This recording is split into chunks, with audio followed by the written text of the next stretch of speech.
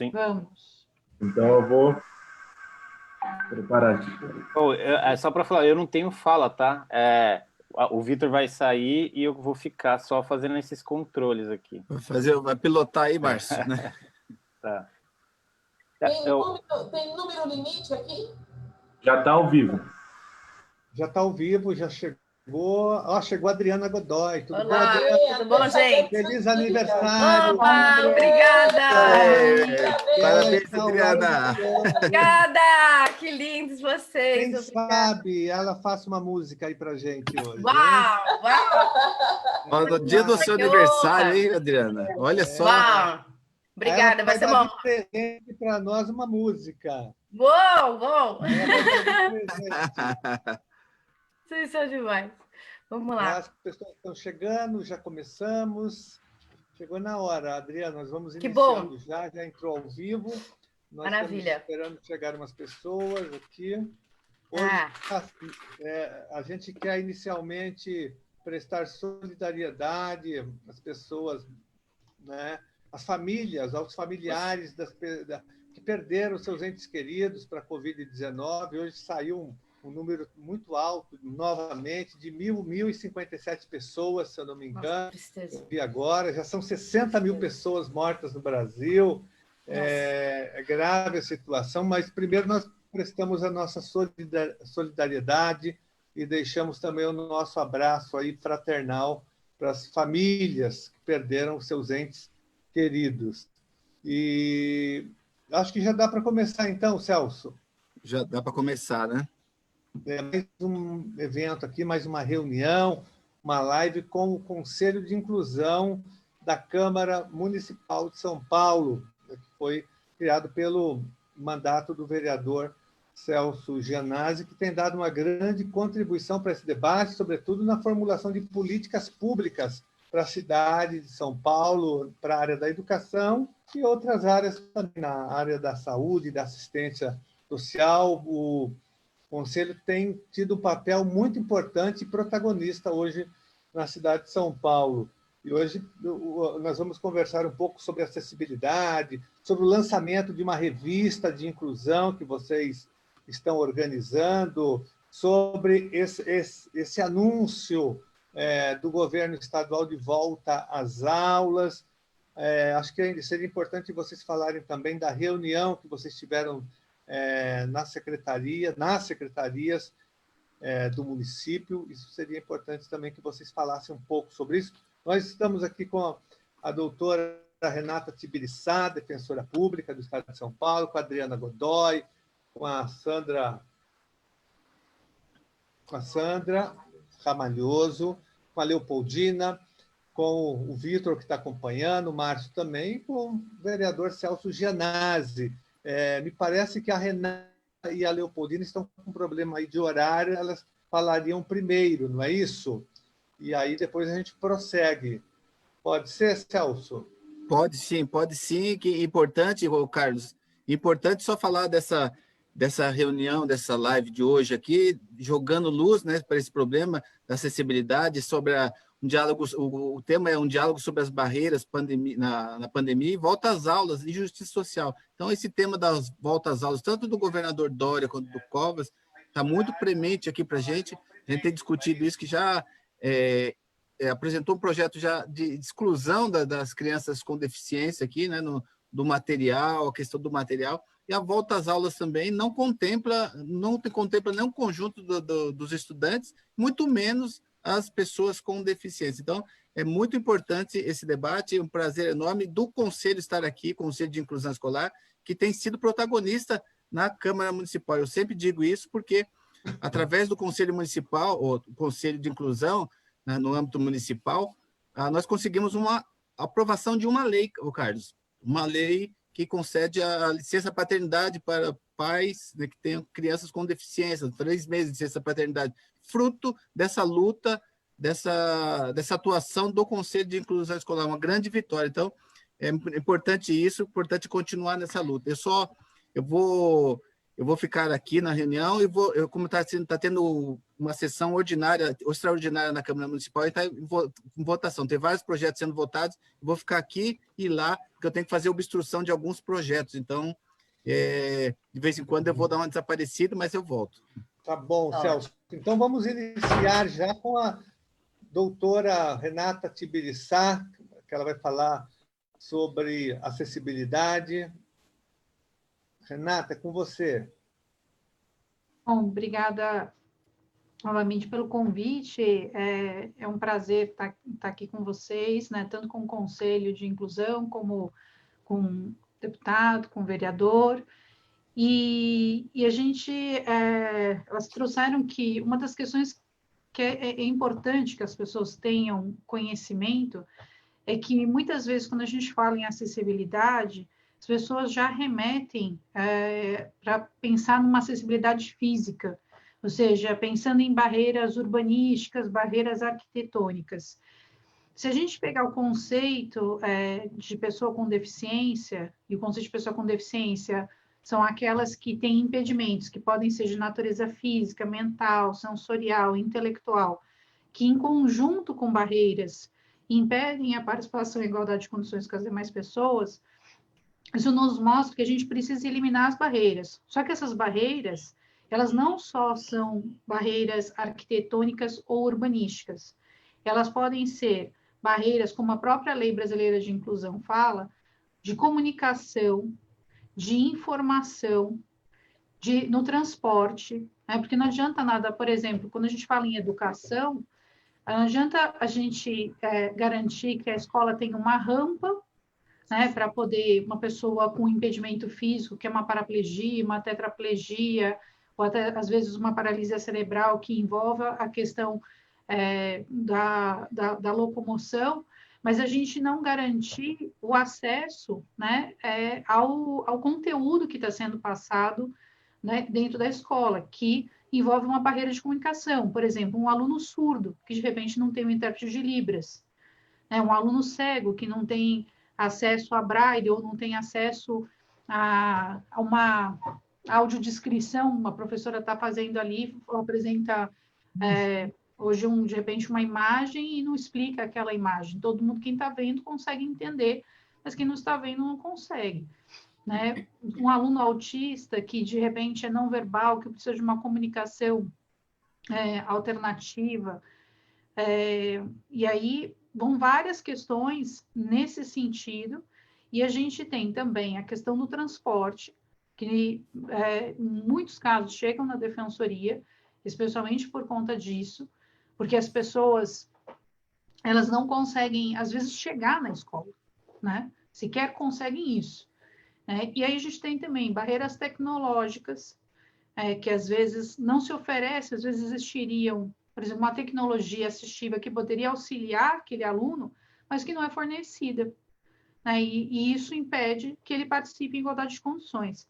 E aí o conceito de acessibilidade que a Lei Brasileira de Inclusão traz é justamente no sentido de uma possibilidade de condição de alcance para a utilização com segurança e autonomia de espaços, mobiliários, equipamentos urbanos, edificações, transportes, informação e comunicação, inclusive seus sistemas e tecnologias, bem como outros serviços. Então, assim, é muito mais amplo e tem a ver com o quê? Tem a ver com essas barreiras e com a participação e igualdade de condições com as demais pessoas.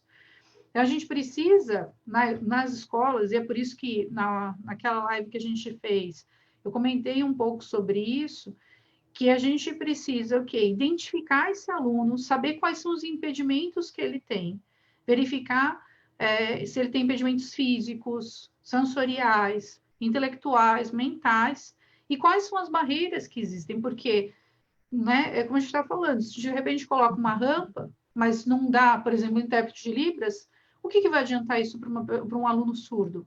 Nada. Né? Então, a gente não vai garantir a efetiva inclusão desse aluno. Se a gente tem um aluno com deficiência intelectual que precisa de uma linguagem simples, se isso não for dado para ele, não vai acontecer. Ele não vai conseguir acessar o conteúdo e aprender. Né? E isso é uma coisa também muito importante, que a gente não pode esquecer que quando a Convenção Internacional sobre os Direitos da Pessoa com Deficiência e que tem status de emenda constitucional no ordenamento jurídico brasileiro. E a Lei Brasileira de Inclusão, que se baseia na Convenção, ela fala, né, sobre... Ai, agora esqueci o que eu estava falando alguma coisa, esqueci. Mas quando ela fala sobre esses conceitos, ela está tentando abranger, né, tudo isso e está tentando, no que tange a educação, a abranger não só o acesso à escola, ou seja, a matrícula na escola, a frequência à escola, mas está tentando abranger também o aprendizado. Por isso, vem expressamente na convenção que a garantia é de acesso, mais de aprendizado. Então, não adianta o aluno estar matriculado, a gente dizer assim, aumentamos em tantos por cento as matrículas de alunos com deficiência nas escolas públicas, e, de repente, a gente ter alunos que estão excluídos. Por quê? Porque as barreiras não estão sendo eliminadas e eles não estão conseguindo ter qualquer aprendizado ali. E a gente precisa buscar garantir isso. É difícil, por quê? Porque, como eu estava comentando, na análise que eu fiz no doutorado, a gente não tem um procedimento claro dessa identificação e dessa avaliação do aluno e, portanto, exatamente o que a gente precisa eliminar. Só para vocês terem uma ideia, na pesquisa que eu estava fazendo, me falaram, né, de um aluno que tinha autismo e estudava numa escola pública que era a rota do avião do lado de Congonhas. Imagina um aluno com autismo, que em geral tem hipersensibilidade ou hiperreatividade sensorial, já é difícil para um aluno que não tem, né? Porque um avião passando, meus avós moraram ali meio que na cabeceira da pista. Não por acaso meu pai foi piloto de avião. Mas assim, quando eu ia falar no telefone, tinha que tirar do telefone, porque não dava para ouvir quando passava um avião. Agora, imagine um aluno que tem uma escola pública que o avião passa em cima a cada 5 minutos. E se esse aluno tiver uma hipersensibilidade sensorial, ele vai se desorganizar completamente. Ele não vai ter condições de estudar. E aí, isso é uma barreira, né? Seria uma barreira para qualquer aluno, mas, assim, para um aluno com deficiência, que uma hipersensibilidade sensorial é muito maior. Né? E aí, a gente, às vezes, não pensa, por exemplo, precisa de um mobiliário específico, precisa algumas questões específicas para as pessoas com autismo. Eles têm uma aderência à rotina. Né? Ele chegar na sala e cada hora, por exemplo, ele sentar numa carteira diferente, ou mudarem o lugar da mesa dele, mudar a cadeira dele, isso faz diferença para ele. A gente precisa compreender tudo isso. Né? Mas isso a gente só compreende quando o quê? Quando a gente identifica quais são os impedimentos. Quando a gente avalia aquele aluno e verifica as barreiras. E aí envolve tudo aquilo que a gente falou da outra vez, sobre o plano de educacional individualizado, um plano de AEE realmente que seja feito, né? Se não fizer o plano de educação individualizado, pelo menos faça um plano de atendimento educacional especializado. Não faça um plano de educação individualizado, mas faça um plano de AE, né? E aí, assim de forma genérica, né? Então, assim, eu não vou entrar muito em detalhes, mas eu acho que isso já é o suficiente para a gente puxar vários ganchos aí, para que a gente possa conversar. Eu queria poder dar um pouco essa ideia. A Lei Brasileira de Inclusão, ela vai em detalhes em relação a essa questão da acessibilidade, né? Falando, por exemplo, da Libras, falando do Braille, falando de tecnologias, falando de apoios, né? Em alguns pontos, para algumas deficiências especificamente, para algumas deficiências não tão especificamente. Mas ela traz esses detalhamentos. Mas o fato essas barreiras precisam ser eliminadas, para que a gente possa garantir a participação em igualdade de condições. E aí, assim, só para encerrar, uma coisa que é muito importante, porque antigamente se pensava a deficiência do ponto de vista de um modelo que a gente chama modelo médico, em que a deficiência está no sujeito. Então, esse sujeito, ele precisaria ser o quê? Normalizado, ele precisaria ser reabilitado para poder se enquadrar nessa sociedade.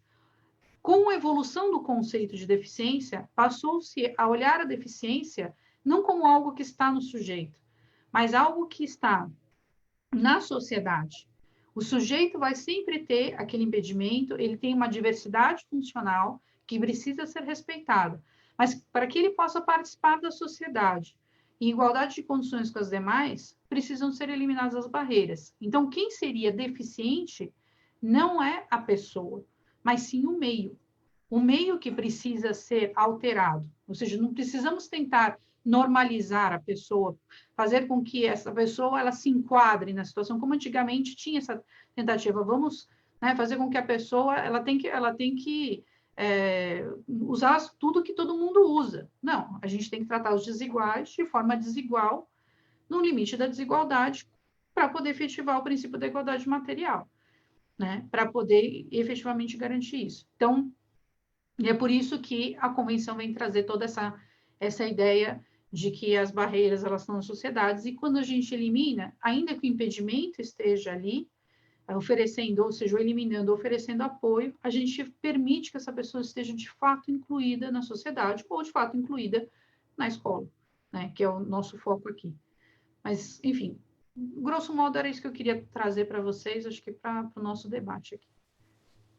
Doutora Renata, muito obrigado pela sua contribuição, pelo seu relato, ele é fundamental e foi bem objetivo. Ele ajuda a fazer com que a gente possa entender um pouco melhor essa questão da acessibilidade, inclusive a sua especialidade, seu trabalho de doutorado, né, sua pesquisa, é muito importante. Eu queria passar, então, para a Leopoldina, que é professora também da rede pública de ensino e mãe de um aluno, de um ex-aluno, não sei se ele está estudando ainda, Leopoldina, mas você conhece as duas faces, né? Você conhece a escola pública e conhece também uma criança com deficiência. Eu queria que você falasse um pouco sobre isso, sobre essas dificuldades, essas barreiras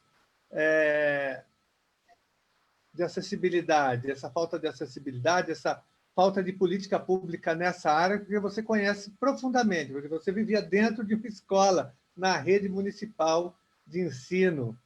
E o seu filho também era vítima, né, dessas barreiras.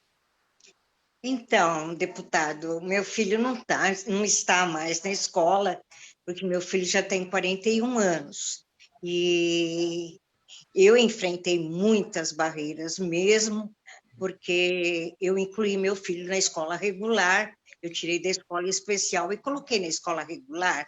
Aí imagina você, uma criatura que tinha, na época, 8 anos de idade, entrando numa escola regular, quando a palavra inclusão não existia. Mas isso é uma longa história, e por isso que eu acredito na inclusão, porque eu acho que se eu não tivesse feito isso, eu não estaria com o resultado que eu tenho hoje. O meu filho só não conseguiu ter uma vida mais regular, porque quando ele estava na idade de trabalho, ele tinha concluído a escola, o autista não era considerado deficiente. Então, ele não estava na lei de cotas. Eu tentei na época, eu não entendia por que não dava certo. Ele tinha mais capacidade do que muitos que estavam competindo na época pelas vagas para os deficientes. Aí ninguém chegou e falou para mim. Demorou um pouco para entender que o CID dele não contemplava, era de autismo, e o autismo não estava dentro, né? Continuando esse assunto que a doutora Renata falou sobre isso, eu acho uma coisa assim tão complicada, porque a prefeitura ela tem todas as ferramentas para que as coisas aconteçam, diferente do Estado, que não tem gente. Nós tivemos uma vez, acho que não sei, acho que a Adriana, acho que foi eu, a Adriana e a Miriam, da AMA, nós estivemos no setor da educação especial do Estado. É impossível, se eles continuaram com o mesmo número de pessoas, é impossível a educação inclusiva no Estado dar certo, porque eles não têm pessoas, eles têm um número muito pequeno de pessoas para lidar com a educação do Estado inteiro. Não é o caso da prefeitura, apesar da cidade de São Paulo ser muito grande, a Secretaria de Educação ela está bem estruturada.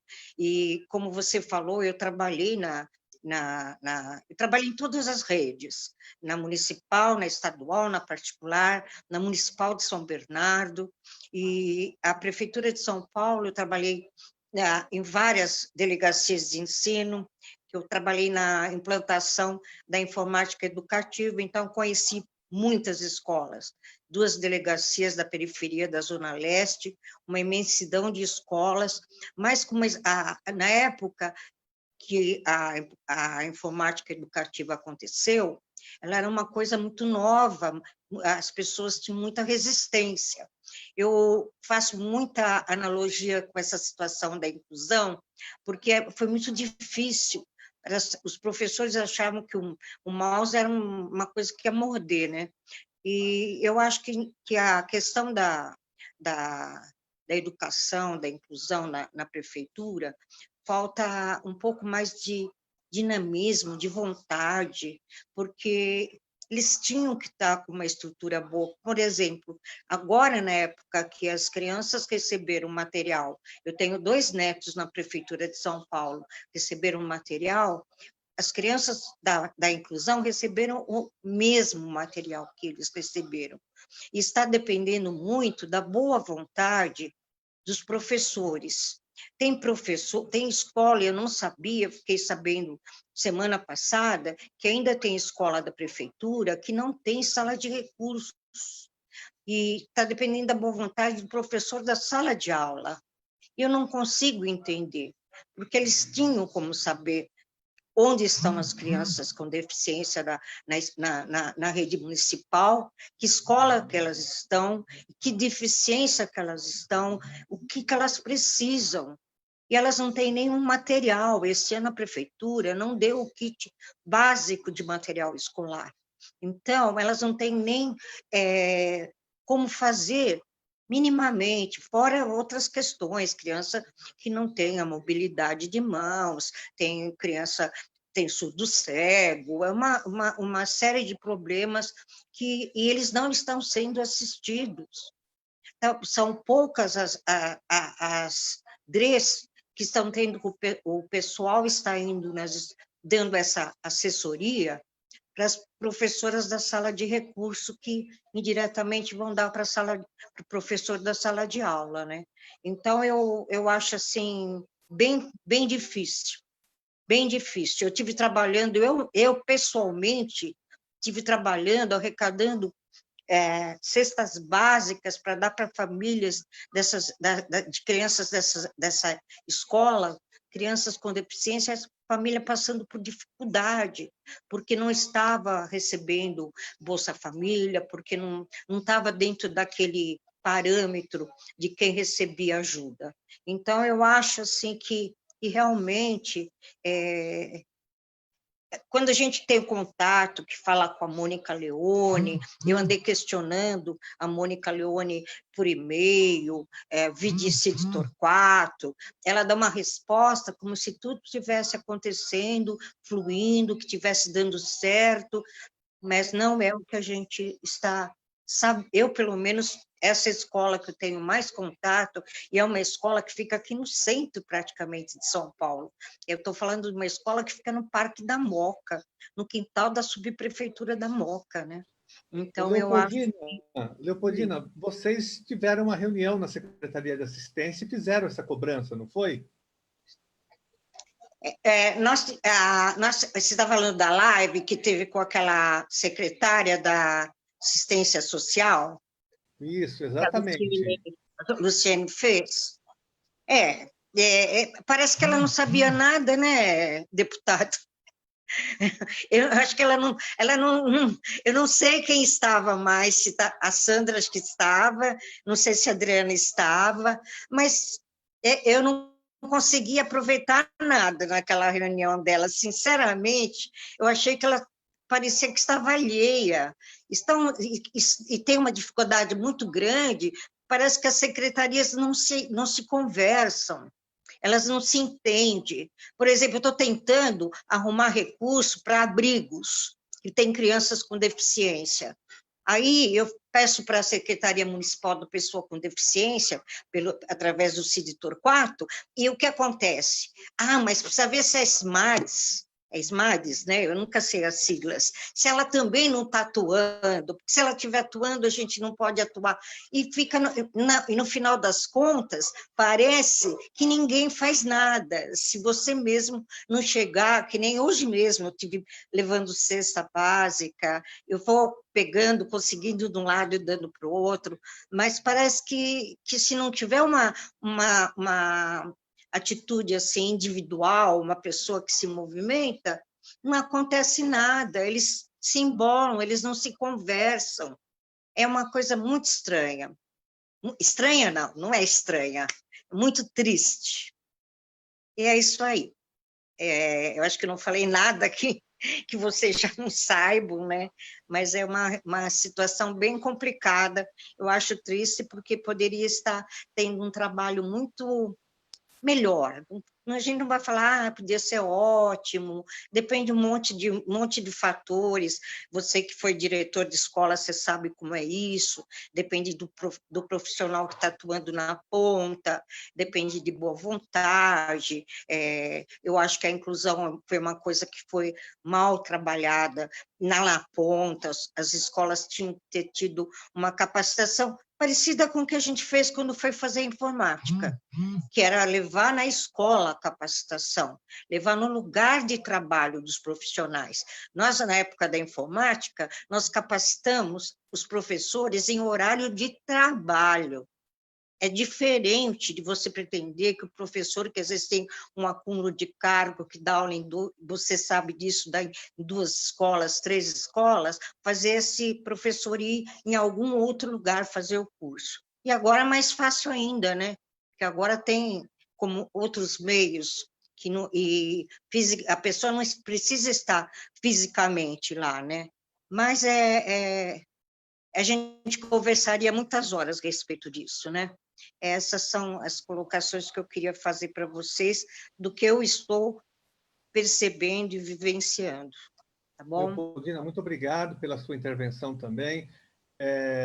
Primeiro dizer que realmente nós avançamos bastante nessa área no sentido de incorporar na política educacional brasileira e na legislação nos últimos anos, a partir dos anos 90, sobretudo, a inclusão, preferencialmente na rede regular de ensino. Isso representou um avanço na luta pela inclusão. Porém, você colocou corretamente, você que é da educação, eu também, como diretor de escola, nós sabemos que as condições não foram dadas, mas a gente tem que lutar para que elas sejam dadas. E esse é o nosso desafio, cobrar o poder público para que haja investimento. Como você disse, a questão da informática, e houve investimento, tem que ter investimento também na formação dos profissionais da educação, na formação dos cursos para o magistério, que é importante, que as faculdades que formam professores, nos cursos de licenciatura, que haja,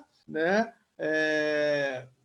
esse debate sobre educação à distância, que haja, de fato, educação à distância, estou louco, é que eu estava debatendo educação à distância, a inclusão, isso aí é fundamental, na formação dos professores e na formação em serviço também. Então, a prefeitura tem que investir, o Estado, as redes particulares, isso é fundamental. Então, nós somos defensores da inclusão, logicamente, mas, ao mesmo tempo, nós queremos investimento, o Estado tem que investir, senão não é possível você incluir crianças com deficiência na rede regular de ensino, que é o ideal e nós perseguimos isso, é o que nós queremos. Agora, só para concluir ainda, Leopoldina, você falou que lecionou muito tempo também na rede estadual de ensino, e você falou das delegacias de ensino, porque antigamente era mesmo, a gente chamava de delegacia de ensino, hoje é diretoria de ensino, mas quem mudou isso foi o Paulo Freire.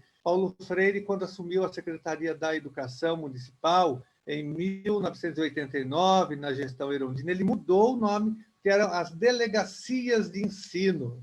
Olha só, remetendo à delegacia de polícia, numa órgão não tem nada a ver com a educação, delegacia, né? Aí o Paulo Freire mudou os nomes dessas delegacias para núcleos de ação educacional. Aí ele transformou em NAES, é isso, é Núcleo de Ação Educacional. E o Estado correu atrás e falou, agora nós somos não mais delegacias, mas diretorias de ensino. E depois mudou o governo, veio o governo Maluf, governo Pitta, eles voltaram um pouco atrás, mas com diretorias, não com núcleos de educação. Eu falo isso porque nós somos um pouco mais antigos na rede pública de ensino, então a gente conhece essa trajetória. Mas era isso mesmo, delegacia de ensino, Celso. Bom, então eu quero... Olha, vocês fiquem à vontade, eu sei que vocês têm compromissos, Leopoldina, talvez a doutora Renata também, tá bom? Fiquem à vontade para continuarem, para sair a hora que vocês quiserem. Eu quero passar, então, para a Sandra e para a Adriana, nossa aniversariante, para que vocês falem também sobre a revista, que eu quero, né, é importante o lançamento de uma revista de inclusão, absorvendo as experiências bem-sucedidas nessa área. Então, fiquem à vontade para falar, Sandra ou Adriana, quem prefere falar? Acho que eu falo de acessibilidade e você fala da revista. Pode ser, eu faço um complemento aqui. Isso. Então, a Sandra, que também é da pastoral, né, da Igreja Católica, que atua nessa área, também é do Conselho de Transportes da cidade de São Paulo, que tem uma experiência bem ampla aí nessa área. Sandra, com você a palavra. Numa experiência própria, né? Porque aqui eu sou a protagonista, digamos assim, né? E como a Leopoldina estava contando, e como foi difícil, eu também, né? Eu tenho... o filho dela tem 40 e poucos anos, eu tenho bem mais, uns 15 anos a mais. Então, eu também fui para a escola sem ser inclusiva, e foi muito difícil, porque ninguém sabia o que fazer comigo, nem se eu ia ter condições de aprender, e eu aprendi, e aí depois que eu aprendi, o que fazer, né?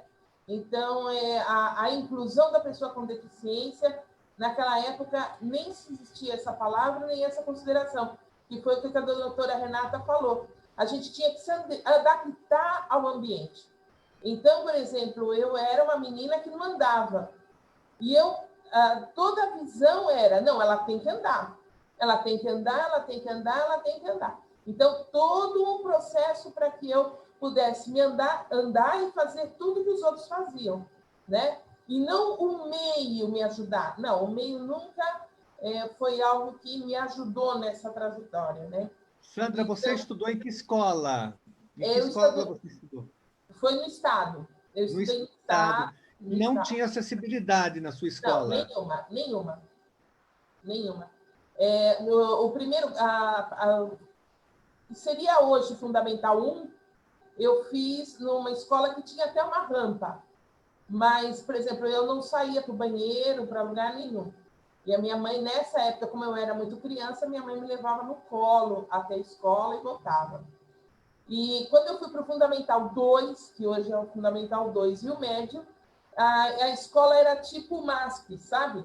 Então, tinha aquele vão embaixo, que era o pátio, e em cima, que eram as salas de aula. E para eu acessar as salas de aula, eu precisava subir escada. Então, foi muito mais difícil. Nessa época, eu já andava, mas eu não subia escada nessa época. Então, houve todo um processo de aprendizagem, de treinamento. Eu já chegava na sala de aula cansada de ter subido toda aquela escada. Então, também havia todo esse processo de aprendizagem que, às vezes, ficava meio defasado pelo meu cansaço, pelo desgaste que eu tinha tido para até chegar lá na sala de aula. E outra coisa, não usava o banheiro, não utilizava o banheiro. Então, eu ficava 6 horas sem ir ao banheiro.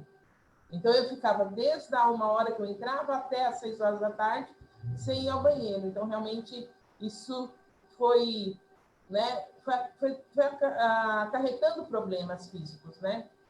E aí eu fui para o ensino médio na mesma escola, terminei na mesma escola, ensino médio.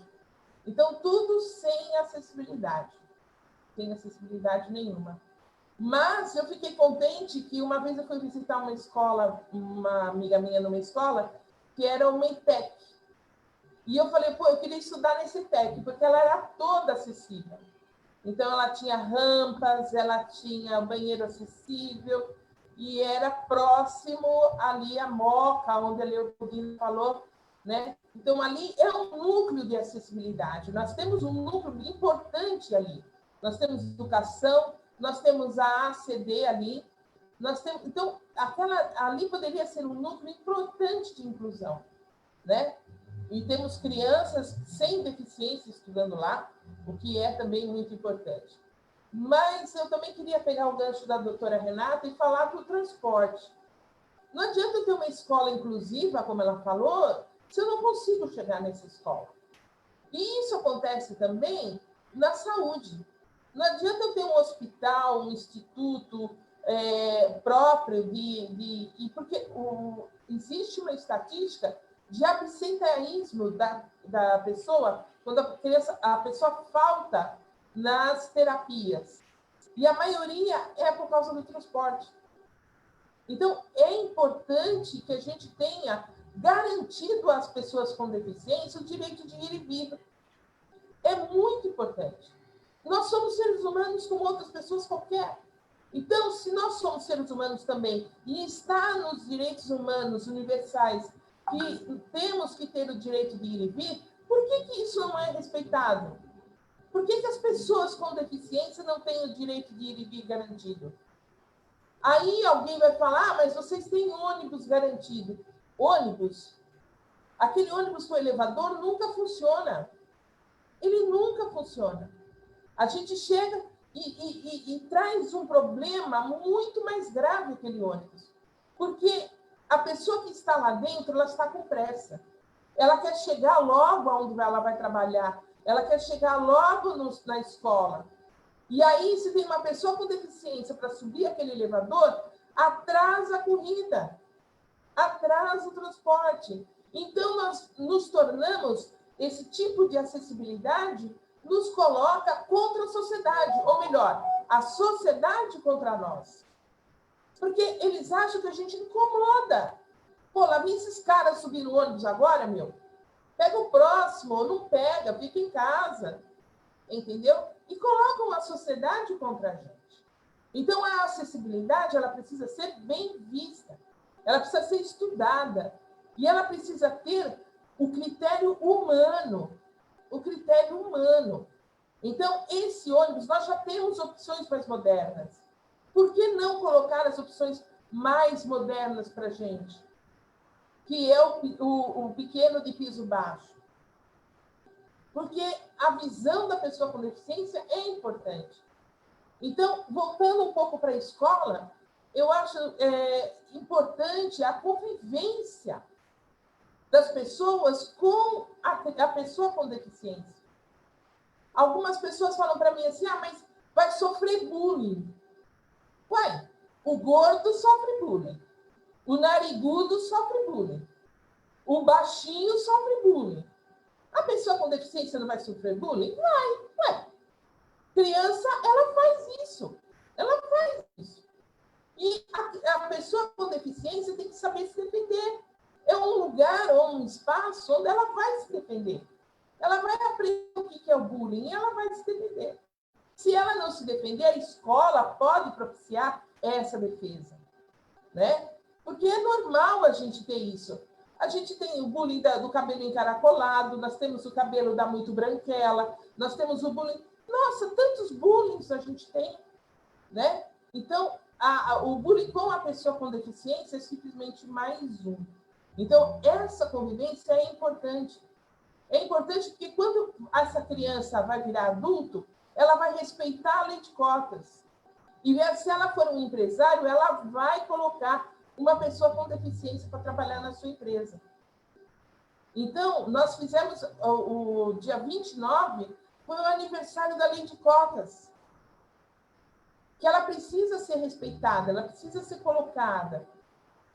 Eu comparo a lei de cotas com uma pista de atletismo. Vocês percebam que na pista de atletismo, na corrida, os que estão na raia mais externa saem na frente. E os que estão na raia interna, eles ficam mais para trás. Por que isso?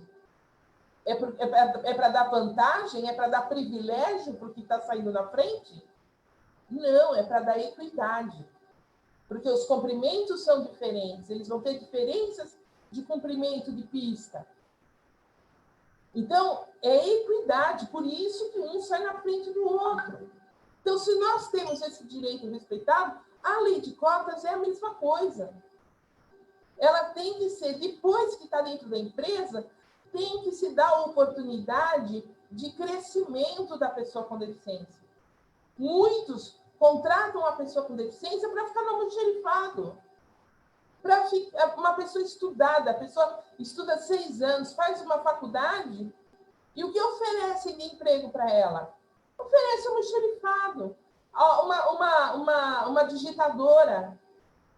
Mas ela não é digitadora, ela se formou numa administração de empresa.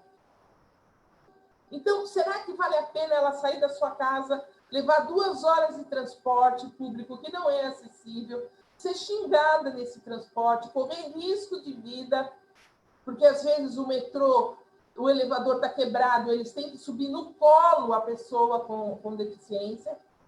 Então, então, vale a pena? Vale a pena?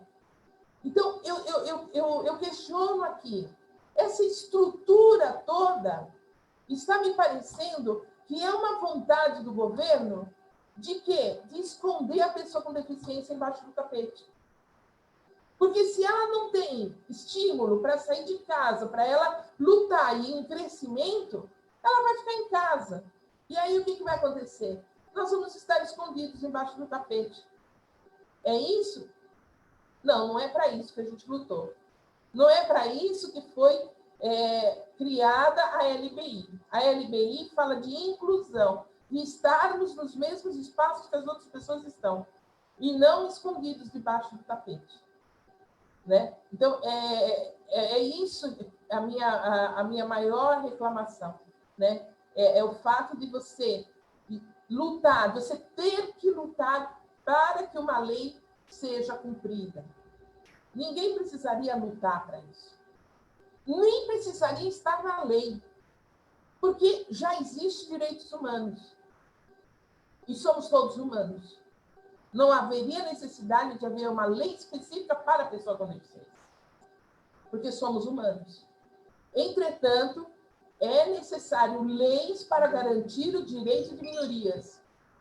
É muito duro a gente perceber isso. E perceber que a gente faz parte de uma minoria. Outra coisa que eu queria trazer aqui, rapidinho, é sobre a quarentena. É sobre as atitudes da Secretaria de Saúde quanto à pessoa com deficiência. Nós sabemos que numa escolha para um respirador, a pessoa com deficiência ela vai estar em último lugar. Se eu estiver disputando um respirador com uma outra pessoa, eu vou ser descartada, com certeza. Então, nós tínhamos que ter uma prevenção maior, nós tínhamos que ter um cuidado maior para não chegarmos nesse ponto. Nós deveríamos de ter sido os primeiros a vacinar da gripe. Os primeiros. E se a gente for ver lá na lista da Secretaria da Saúde, nós fomos os últimos a ser chamados para tomar a vacina. Então, quer dizer, a Leopoldina mesmo, ela precisou brigar para poder dar a vacina para o filho dela. Então, são coisas que eu falo que o nosso segmento é invisível. Ninguém fala nas estatísticas da pessoa com deficiência. Ninguém fala no governo das pessoas com deficiência. Ninguém fala das ações para as pessoas com deficiência. Não, nós somos esquecidos, nós não existimos. Então, nós precisamos existir. Nós precisamos estar inclusos nessa sociedade para preservar a nossa vida e para preservar a vida de muitos. Porque eu sempre digo, o que for bom para nós vai ser ótimo para a sociedade. Se eu tenho uma calçada boa, se eu tenho um ônibus bom, ele é bom para todo mundo. Ele não vai ser bom só para mim. Se eu luto por uma coisa melhor, eu luto para que meus filhos, para que meus netos, os netos das outras pessoas, tenham uma sociedade mais justa, mais igualitária. É isso aí. Sandra, muito obrigado pelas suas considerações, pelo seu relato. E você levantou várias reflexões, elas chamaram muito atenção. Essa última que você falou, se nós vivêssemos numa sociedade com respeito à dignidade humana, nós nem precisaríamos de leis. Mas nós temos algumas leis, inclusive, que não são respeitadas. Então, nós temos que aprovar as leis e depois lutar para que elas sejam cumpridas. Então, é um trabalho duplo. E uma outra questão que você levantou também, quando você citou a questão do transporte, é da necessidade de uma política pública transversal, né? Porque não é só a escola, você colocou muito bem, tem a questão do transporte, para essa criança, para essa pessoa chegar à escola, você depende de outras áreas, e é o que vocês estão fazendo, conversando também com as outras secretarias. Então, são dois pontos importantes aí que eu notei para a nossa reflexão. Tem outros também, mas que me chamou a atenção. Deixa eu só complementar uma coisa. Nessa nossa visita nas outras secretarias, parece que eles não falam de São Paulo. Eles falam de um mundo que não existe. Entendeu? As escolas são lindas, maravilhosas, tem ABE, ABD, tem NASF, tem isso, tem aquilo. Tudo funciona como uma maravilha. E aí, se a gente fala que falta remédio, ele falou, aonde? Aonde falta? Dá para nós o endereço que nós vamos lá. Ah, está faltando vaga no terceiro. Em que escola? Em qual escola que está faltando? Não é em qual? É no sistema. É no sistema de saúde, é no sistema da assistência social, é no sistema da educação que está faltando. Não é naquela escola pontual, é ao contrário. Numa escola pontual, nós temos acessibilidade, inclusão, etc. Nas demais, não. É o inverso. Em qual lugar que está sendo fornecidos os remédios necessários? Que a gente fala que não tem remédio, não tem insumo. Quantas reclamações eu recebo que não estão sendo entregues as fraldas? Essas pessoas mais carentes, com mais necessidades, e que tem pessoas com deficiência dentro da sua família, elas não têm acesso à fralda, que era dada pelo governo. Está faltando, e você entendeu? Em que lugar que não está? Como em que lugar? É eu que tenho que responder em que lugar que não está faltando? Ou é ela na fiscalização do serviço que ela está oferecendo para nós? Eu acho que é ela que ela tem que verificar. E não eu ir atrás e falar, olha, é aqui, ó, abre a porta. Não é assim, eu acho, minha opinião. Muito bem, Sandra. Vou passar, então, agora para a Adriana Godoy, que vai falar também, acho que da revista também, que é importante. E quem sabe, no final, ela dê de presente para nós, no aniversário dela. Vai a live no final. Nossa, que honra isso, viu? Que honra. Bom, é sempre maravilhoso aqui escutar a Sandra, porque o protagonismo é uma das coisas mais importantes, e eu acho que sintetiza todo o momento aqui que a gente está falando, que é, primeiro, assumir o fato de que a gente tem uma sociedade que foi construída na segregação, né?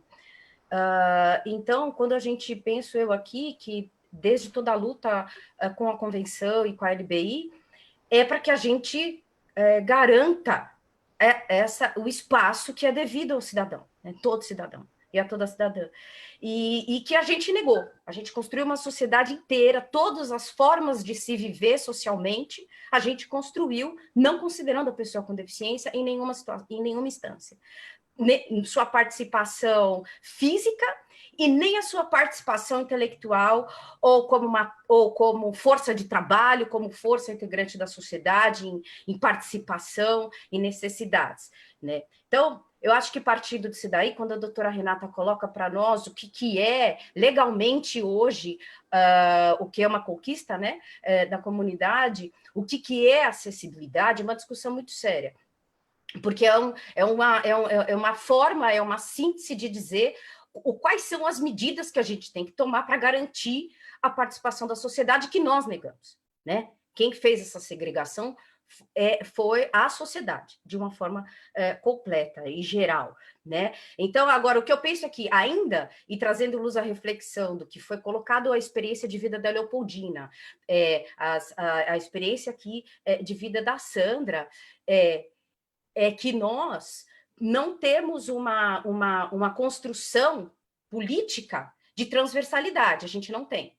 Então, quando a gente não tem uma construção política de transversalidade, a gente tem pastas que não se conversam e não resolvem as questões e os problemas que elas sofrem, né? Então, eu acho que trazer luz a isso é uma reflexão importantíssima, porque a gente só consegue mudar uma situação, a gente só consegue mudar a forma, né, com que a gente vai construir a nossa sociedade, se a gente conseguir fazer com que a gente modifique a forma com que a gente está construindo as conversas políticas, né? Bom, eu queria ter certeza aqui que a gente não caiu o meu link. Se alguém puder me dar um oi aqui. Não caiu, é que você está na tela principal, pode continuar. Então tá bom. Fiquei sozinha, aí eu falei, uau, será que eu apertei algum botão aqui? Então tá bem. Então, eu acho que quando a gente traz essa reflexão, a gente começa a compreender em qual momento que as estruturas que nós temos nas prefeituras, nas secretarias, vão considerar a acessibilidade como a primeira garantia de direito que a gente tem que cumprir.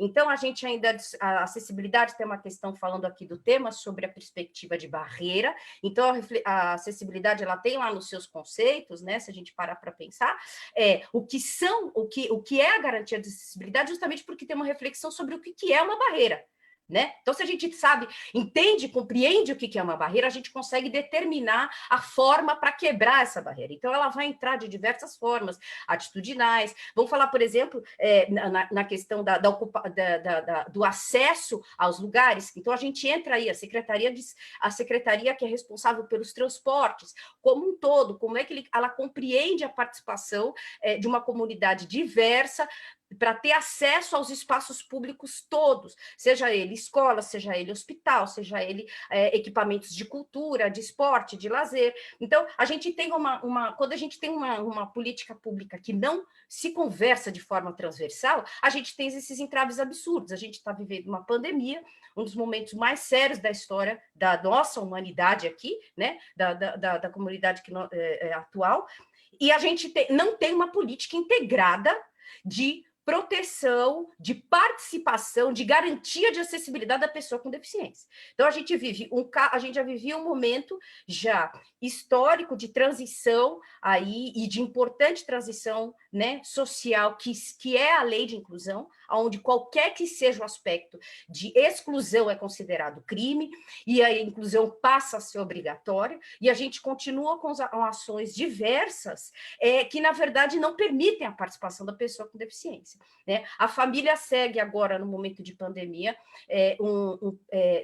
numa postura importante, fundamental, por exemplo, para garantir a educação, a família toda que tem os seus filhos e na escolarização, porque se a família não atuar como mediador, esse direito à educação é negado, e mais do que isso, ainda como mediador, como o próprio agente do conhecimento. Né? Porque durante muito tempo não foi discutida a acessibilidade da pessoa com deficiência, da pessoa com, por exemplo, com dificuldades de comunicação.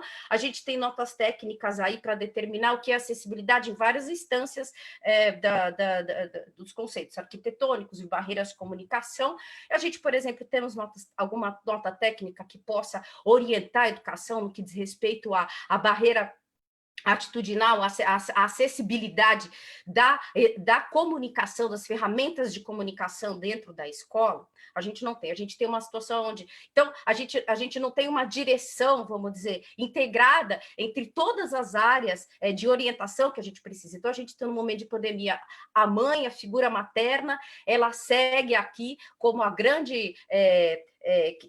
por uma função social que a mulher tem, realmente, né? A gente sabe disso, nesse contexto, na maternidade atípica, então a mãe ainda ela tem uma função que ela ocupa um lugar da saúde, da assistência social, da educação, do socorro, vou cuidar de mim também, preciso pintar minhas unhas uma vez ou outra, entendeu? Ela tem que fazer tudo dentro para garantir um direito que o Estado tem que dar. Então, eu acho que são reflexões importantes quando a gente escuta as vivências, as histórias. E aí eu já vou chegar aí na nossa revista, que é uma alegria poder participar desse momento, é a gente compreender que quando a gente traz histórias, quando a gente fala de um assunto que ninguém está a fim de conversar, é porque esses assuntos são os assuntos que vão mover uma sociedade, são esses assuntos que vão mudar o mundo. Então, quando a gente está falando de acessibilidade, e aí a gente viu a importância de trazer uma revista que vai falar sobre acessibilidade na educação, porque o discurso que a gente tem escutado, e eu tenho achado isso alarmante, é que na garantia da especificidade, a gente vai segregar novamente essa comunidade. Uma comunidade que ficou décadas lutando a sua participação e lutando para que o meio se modificasse para que a sua participação fosse garantida. Né? Inclusive para compreender a participação, a gente compreender a necessidade do outro, vivendo com o outro. Eu acho que esse momento de pandemia tem trazido reflexão sobre várias coisas, sobre vários aspectos, e principalmente falando da orientação no mercado de trabalho, a educação é uma preparação para a vida adulta. Então a gente segue ainda com projetos que não pensam sobre isso. Né? A gente segue com projetos ainda implementados sem ações segmentadas, que não integra a saúde, que não integra assistência social, que não integra mercado de trabalho, cultura, lazer. Né? A gente vive um momento, por exemplo, de pandemia, onde a gente não tem nenhuma política, vamos falar aqui das lives. Vamos falar, por exemplo, rapidamente, vou aqui escorregar aqui para a área da cultura, deputado, que a gente tem aonde hoje as lives, elas são uma realidade, inclusive uma outra forma agora talvez de se consumir cultura, de se consumir educação, né, que é o que tem acontecido aí dentro das escolas, e quais são as medidas de proteção que as secretarias têm conversado com a saúde para orientar, por exemplo, quando precisar ter a reunião de pequenos grupos para se encontrar. Então, a gente sabe que tem muitas clínicas que estão voltando os seus trabalhos, porque é necessário que algumas pessoas com deficiência não conseguem fazer essa terapia à distância, né? Então, eu tenho clínicas aí de amigas queridas que fazem um trabalho sério para desenvolver potencialidade de pessoas com transtorno do espectro autista, que elas estão desenvolvendo os próprios protocolos de segurança. Quer dizer, no momento que você tem uma política integrada de orientação, você tem um critério básico, né? Então, a responsabilidade passa a ser de todos nós, né? Então, quando a gente fala assim, eu me lembro que há 2 anos atrás, aproximadamente, eu fui convidada para participar de uma capacitação para a Secretaria de Educação do Estado, e aquilo eu não sabia se eu chorava de alegria, de emoção ou de tristeza. Só depois de há mais de 10 anos a gente está vindo a discutir para supervisores da educação, da educação estadual do Estado de São Paulo, a gente falando sobre acessibilidade, né? Onde as diretorias regionais de ensino têm uma importância de fiscalizar, por exemplo, as escolas e compreender como é que esse plano educacional individualizado, que não é regulamentado, mas que a gente sabe que é uma coisa importante, ou a gente possa falar sobre o atendimento educacional especializado, acontece nas escolas. Então, fazendo luz a toda essa reflexão e compreendendo que a importância de se falar, sim, que a educação inclusiva ela é uma verdade, ela é uma realidade, ela é uma conquista social em todos os âmbitos da inclusão, em todos os âmbitos, para qualquer pessoa que seja neurodiversa, que tenha que a gente compreenda, como a gente compreende o ser humano de forma única, a gente olha esses potenciais de formas diversas. Então, quando a gente tem uma escola que pensa sobre essa perspectiva, a gente precisa compreender aquele indivíduo, entender que cada indivíduo tem uma especificidade, que a ciência está aí, que essas ações são discutidas, que a acessibilidade não é um termo, mas é uma forma de você compreender a vida em todos os parâmetros, né? É viver a vida em todos os parâmetros, é você garantir a acessibilidade. Então, quando você traz isso para dentro da escola, você garante um sistema de educação inclusiva. Então, a nossa força em falar sobre o edital, a revista, é convidar as pessoas a compartilharem as suas histórias de inclusão escolar dentro da escola pública. Né? Contar para nós como quais foram as barreiras, inclusive, que elas vieram a encontrar, quais as soluções que esses protagonistas, esses educadores, essas famílias encontraram, né? Para justamente a gente movimentar a sociedade e discutir a acessibilidade, né? O que é a acessibilidade da pessoa com deficiência, como praticar, como desconstruir uma sociedade que segue segmentada na segregação. E porque a gente tem que quebrar com essa barreira mesmo, esses muros com marreta, não tem outra forma.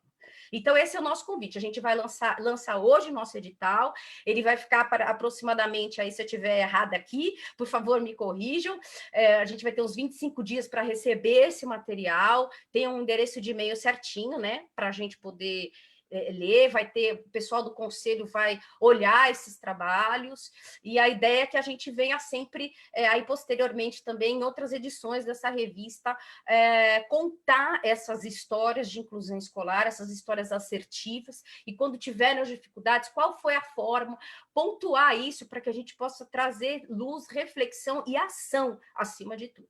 Então, penso aqui, queridos, que eu acho que a gente conseguiu trazer, acho que, pontos tão importantes, né, de reflexão e de ação, onde como a gente precisa pensar as coisas de forma integrada, não segmentada, de forma muito limitada, como a gente tem discutido ainda. É isso. Obrigado, Adriana, e parabéns pela iniciativa da revista, viu? Muito legal, uma iniciativa extremamente pioneira aqui em São Paulo, de abrir espaço para as experiências bem-sucedidas nessa área da inclusão. Me parece, acho que o Márcio vai colocar o e-mail aí na live para as pessoas terem acesso ao endereço e enviarem os relatos dessas experiências bem-sucedidas na área da inclusão, professores, gestores, quadro de apoio escolar, pais de alunos, enfim, isso é aberto para toda a sociedade. Parabéns, é uma iniciativa importante e, repito, pioneira. Antes disso, eu queria só passar a palavra ainda para a doutora Renata Tibiriçá, para o Celso, depois a gente volta para a Adriana, quem sabe ela cante uma música para encerrar. Ô, Carlos, desculpa. Você quer que eu coloque a página da revista agora? Isso. Então, rapidamente aqui, ó. Boa noite a todas e todos. A revista, o edital da revista se encontra no site, que vocês vão acompanhar aqui agora. Ops, espera aí. Aqui no site do vereador Celso Gianazzi, se vocês entrarem aqui, vai ter o edital, aqui, ó, na página www.celsogianazzi.com.br, aí vai 2020, edital da revista Conselho de Inclusão, e aqui você abre o edital, vai ter, né, todos os princípios para você enviar o texto da sua experiência, né, na questão da inclusão escolar, no contexto da pandemia, e serão aceitos textos de todas as pessoas, né, principalmente pessoas com deficiências, se puderem também enviar, pessoas que, né, não escribas também podem enviar o texto, também tem campos que orientam, então vai ser uma revista que vai ser lançada em setembro, no dia 21 de setembro, né, que é o dia importante aí para a pessoa com deficiência, e é o Dia Nacional de Luta da Pessoa com Deficiência. Justamente. Então, fica aí o convite, espero que todas as pessoas, né, espalhem essa ideia aí, vamos juntar o maior número de relatos positivos e de superações que a gente pode, né, juntar nesse primeiro número para compartilhar, né, essas experiências das pessoas que estão em casa, que estão, né, trabalhando com isso, ou que tiveram esse tipo de experiência, né? Então vai ser uma revista muito importante, assim, que vai ajudar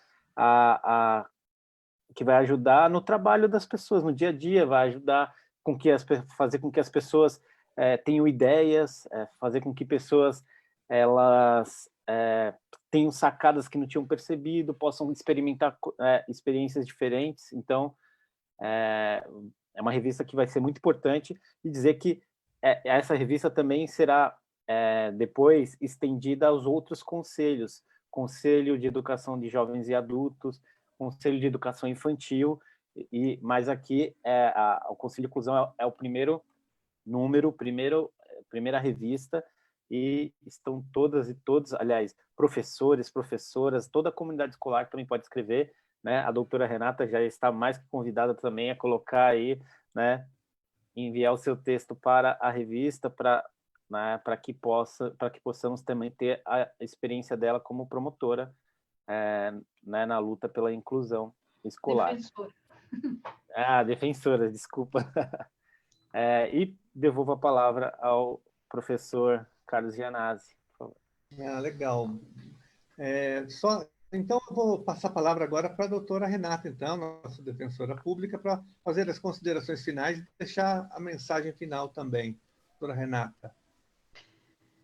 Então, realmente a fala da Sandra é algo que toca muito, né? Assim, a gente consegue se colocar um pouco no lugar dela ali e pensar tudo que ela passou e sofreu, porque é muito difícil isso, né? Alguém tentar te forçar a andar para que você se adapte àquela situação, né? Sentir que todos os lugares que você vai não estão preparados para te receber. E aí, eu acabei deixando de falar duas coisas que eu acho que são relevantes e importantes ligadas à acessibilidade. A primeira, né, no fim, algumas pessoas aqui até comentaram sobre uma das barreiras, que é uma barreira muito importante e que a gente tem que pensar sobre ela, que é a barreira atitudinal, que é essa questão justamente das pessoas terem consciência, né, de que às vezes elas têm atitudes, comportamentos em relação às pessoas com deficiência que acabam impedindo, né, que a pessoa consiga participar em igualdade de condições. Ela acaba criando uma situação de que, você espera o próximo ônibus, né? Você vai demorar para subir, então eu preciso ir primeiro, né? Então, assim, a gente tem que ter essa empatia, a gente tem que conseguir pensar em se colocar no lugar da outra pessoa e conseguir compreender o que ela está passando e que ela precisa desse tratamento desigual, não por uma situação de privilégio, mas justamente para poder atingir a igualdade e poder estar participando como as demais pessoas. Então, a sociedade tem que compreender, né? Então, é importante que a gente também não esqueça, né, das barreiras atitudinais que muitas vezes aparecem na escola, e aparecem por muito do que o que a Adriana falou e a Sandra também falou, de que as pessoas não convivem com pessoas com deficiência. Se nós olharmos retrospectivamente, eu mesma, né, me lembro de raríssimos colegas de escola com deficiência. Hoje, assim, minha filha já está numa escola que tem colegas com deficiência, uma escola regular, com inclusão, enfim, e convive.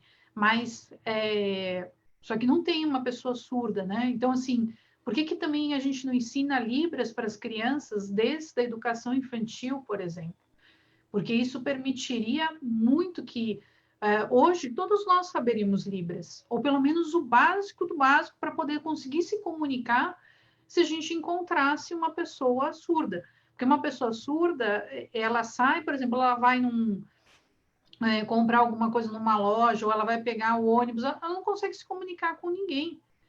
Ela que tem que fazer o esforço de repente, fazer uma leitura labial para poder conseguir compreender o que a pessoa está falando para ela, e ela, na verdade, ela fica alheia a tudo que está ali acontecendo. Então, ela não está participando como todo mundo. Por quê? Porque todos nós não sabemos Libras, né? E isso é alguma coisa que não foi pensado logo no início. Então, a gente também tem que pensar em a escola, ela ser inclusiva, mas pensar em tudo isso. Não adianta só a gente colocar um intérprete de Libras se os colegas de classe dessa criança surda não conversam com ela. Elas precisam aprender Libras. Não adianta colocar uma criança que tem autismo não verbal numa sala de aula, se as crianças não conhecem a comunicação alternativa com ela. Então, precisa tudo isso. E aí, para poder encerrar, 2 conceitos que eu acabei não falando e que também são essenciais relacionados à acessibilidade é o desenho universal e a adaptação razoável. Quando a gente pensa em desenho universal, é justamente pensando nisso, de que, né, todos os produtos, todos os ambientes, tudo já seja concebido desde o início, desde a sua produção, desde a sua formação, de acordo, né, que possa garantir essa acessibilidade das pessoas com deficiência. Então, vai construir um prédio, já vai colocar rampa, vai colocar elevador, se for necessário, vai deixar a porta com tamanho que passe uma cadeira de rodas, né? Pensando que ali pode vir a morar uma pessoa que possa necessitar ou possa receber alguém, uma visita que vai precisar passar por uma porta que passe uma cadeira de rodas, que vai ter um elevador que também permita isso.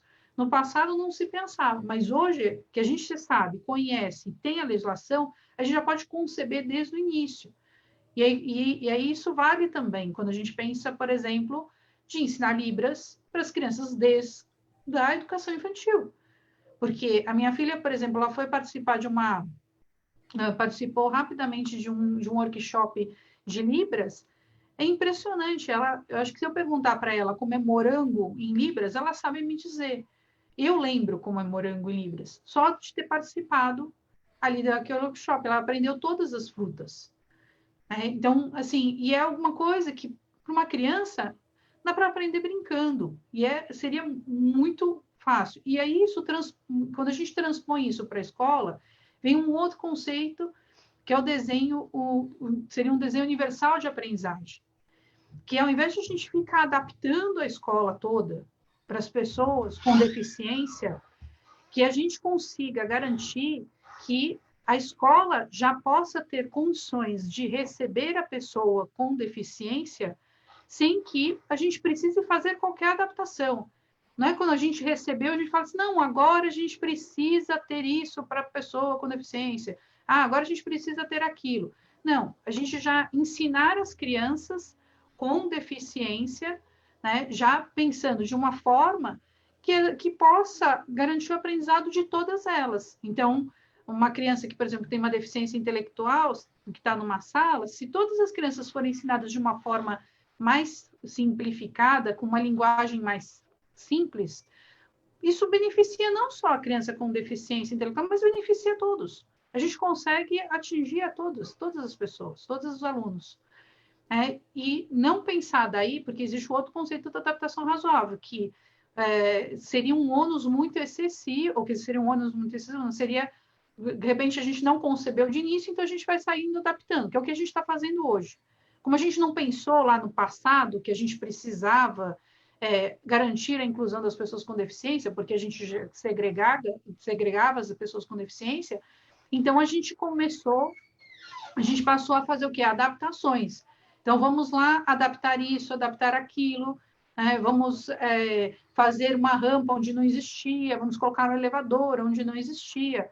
Claro, algumas vezes os prédios são históricos e não tem muito jeito, a gente tem que fazer tudo isso. Mas, se a gente puder partir do outro princípio, bom, já vamos conceber com esse desenho universal, é muito melhor. E transpor isso para a questão do aprendizado, né? Também que seria muito importante. Claro que, assim, são passos, né, para o mundo ideal, que a gente gostaria que a gente pudesse estar chegando, mas isso vai demorar um pouco, né? Então, mas a gente já pode, se a gente for pensando agora, a gente pode chegar lá mais rápido, né? Não demorar tanto tempo, quem sabe daqui a alguns anos a gente possa conversar e falar assim, puxa, que bom, já estão fazendo as escolas, os projetos de escolas já estão pensando em todos os tipos de deficiência. Mas é isso, então, o que eu queria colocar. Obrigada pela oportunidade de participação. É um prazer estar aqui com vocês, do Conselho, e também deputado, vereador. Realmente, assim, é muito rico. Eu também aprendo muito ouvindo, né, e acho que a gente tem que ouvir as pessoas com deficiência, a gente tem que garantir, né, nada sobre nós sem nós, tem que ter a participação das pessoas com deficiência, porque elas têm essa experiência que, às vezes, a gente não viveu e elas sentem na pele, sabem o que elas sofreram e podem nos trazer realmente ideias de como a gente pode conseguir resolver todas as questões que estão sendo colocadas. Tá? E, mais uma vez, parabéns, Adriana. Obrigada. Obrigado, doutora Renata, pela sua contribuição, pelo seu relato.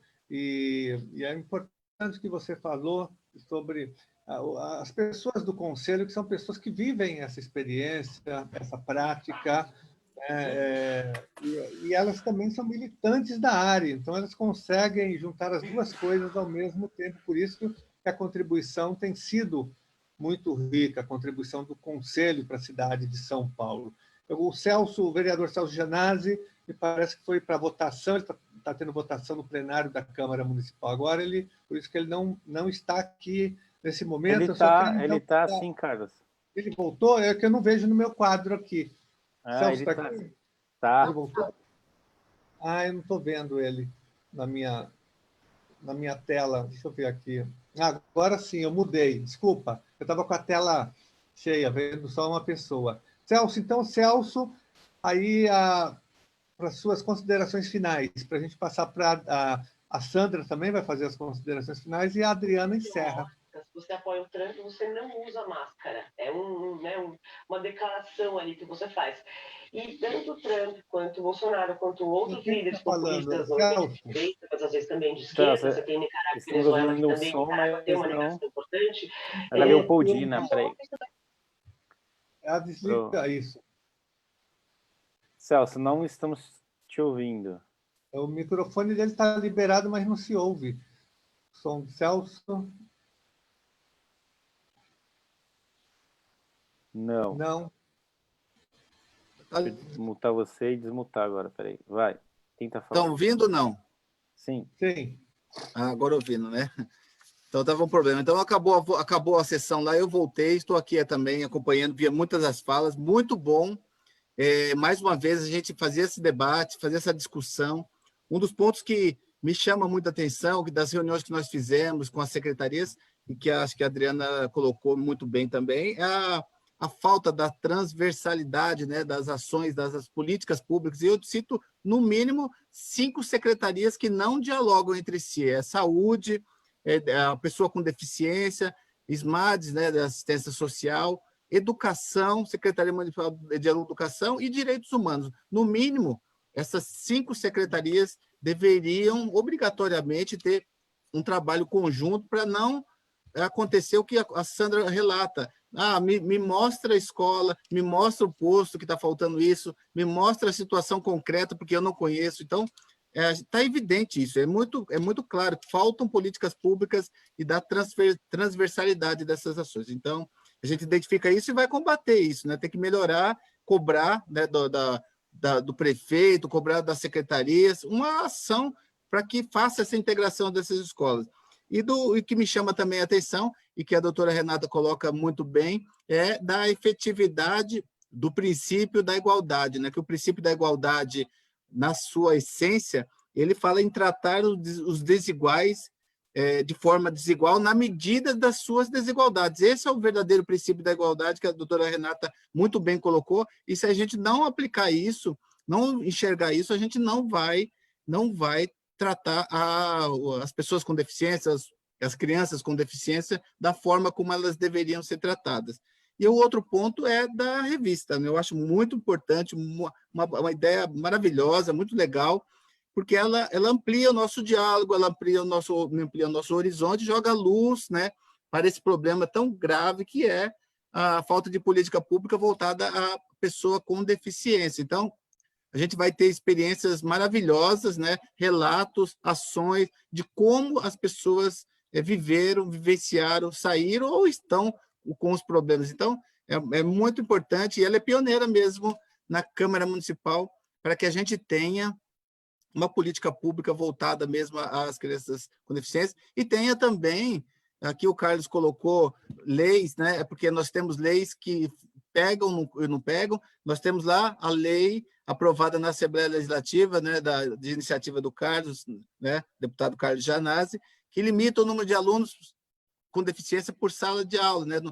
Na sala que tem aluno com deficiência, o número é menor. Existe a lei, mas não se cumpre. E as pessoas têm que acionar a Defensoria Pública para ver cumprida uma lei. Então, a gente precisa muito trabalhar muito isso, lutar muito para que isso não seja mais preciso. A lei existe, tem que ter o cumprimento. Então, a gente vai lutar por uma cidade, por um estado, por um país que respeite a lei e respeite as pessoas com deficiência. Então, essa é a nossa luta e parabéns por todas as falas aqui, muito apropriadas, muito pertinentes. E também parabéns para a nossa aniversariante do dia, Adriana. Grande abraço, parabéns. Obrigada, querido. Obrigado, Celso. De vocês. E a Sandra, a mensagem final da Sandra. Bom, eu queria agradecer muito a oportunidade que o vereador e o deputado nos dão para que a gente se torne um pouco mais visível, né? É uma oportunidade de que o assunto seja discutido, é uma oportunidade de que outras pessoas possam entender a nossa luta, entender o que é inclusão, saber que existem leis para isso, né? Estamos respaldados por leis, então é importante que a gente tenha esse espaço. Então, eu agradeço muito ao Celso, agradeço muito ao deputado Carlos Gianazzi, ao vereador, que vocês continuem abraçando a nossa causa, nos colocando num ponto de visão que a gente consiga discutir esses temas com a sociedade.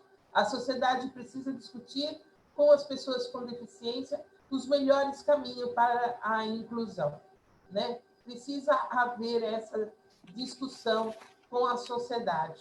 Muito obrigado a todos, obrigada, doutora Renata, mais uma vez, está por aqui com a gente, né? Adriana, parabéns! Ô, Adriana, eu sou pianista de formação, viu? Ah, que coisa maravilhosa! Tá vendo? Na próxima, tá vendo? A gente já sabe o que vai fazer, viu? Na próxima a gente faz uma dupla aqui, por favor. E a Sandra está vendo o piano aí ao seu lado. Ela está louca para tocar aí com você. Pois é, cantando e ela tocando. Não é? Que coisa linda. Vamos passar para a nossa aniversariante, Adriana Godoy, para encerrar. E pode encerrar com música, se você quiser nos presentear. Você que é uma cantora, de fato. Vai ser, nossa, para mim uma alegria, uma honra. Queria agradecer a participação, a escuta maravilhosa. Eu também fiz várias anotações aqui, com todos falando, porque eu acho que a gente vai buscando essas reflexões e pensando como é que a gente pode trabalhar para garantir uma sociedade com a participação de todos e de todas, né? E isso é uma transformação profunda em cada um de nós.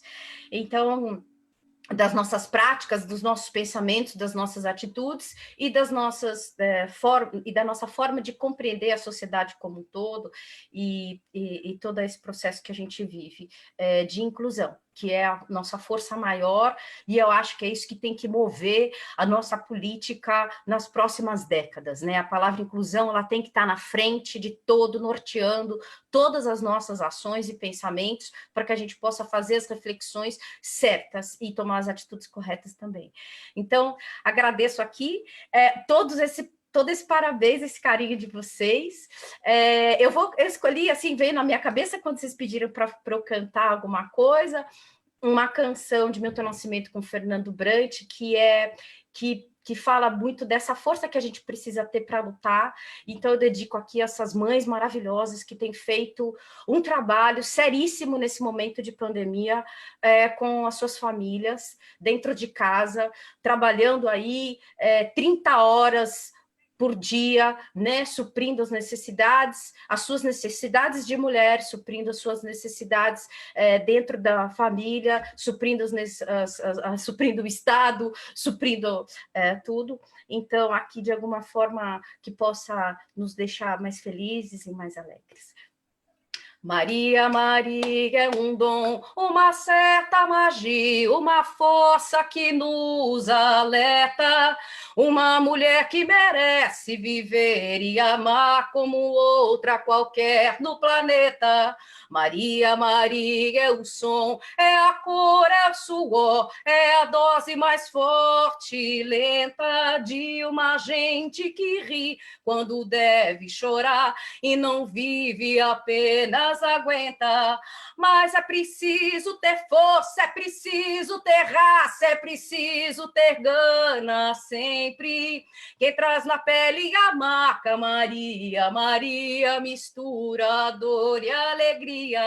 Mas é preciso ter mãe, é preciso ter graça, é preciso ter sonho sempre. Quem traz na pele a marca possui a estranha mania de ter fé na vida. Ah, hey, ah, hey, ah, hey, ah, hey, ah, hey, ah, de, do, de, la, la, la, la, la, ye, ro, ro, de, ra, ra, de, ra, ra, de, ra, ro, de.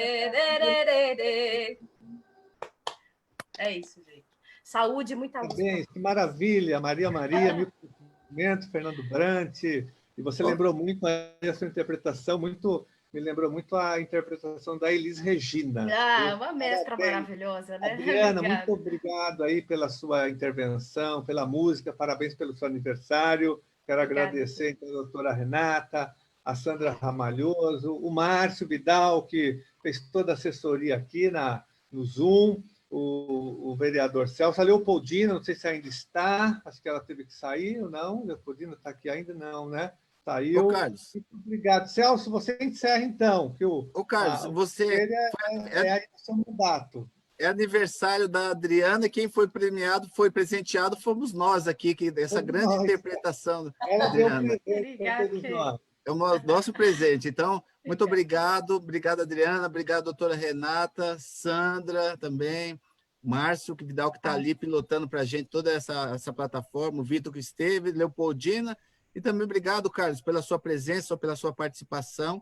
E vamos continuar nessa luta, né? Luta por uma cidade melhor, por um país melhor, né? A gente quer um país melhor, um país que veja as pessoas na sua integralidade, né? Como disse Adriano, vivendo todos os seus parâmetros, né? Com todos os seus parâmetros. Isso é muito importante. Então, obrigado. Obrigado pela participação de todos vocês no Conselho de Inclusão, que está fazendo uma diferença muito grande, um projeto pioneiro, né? Inovador na Câmara Municipal. Então, muito obrigado e parabéns a todos vocês. Um abraço. Viva! Viva o Conselho! Viva, Adriana! Obrigada. Obrigado. Um abraço. Boa noite. Bom Boa noite.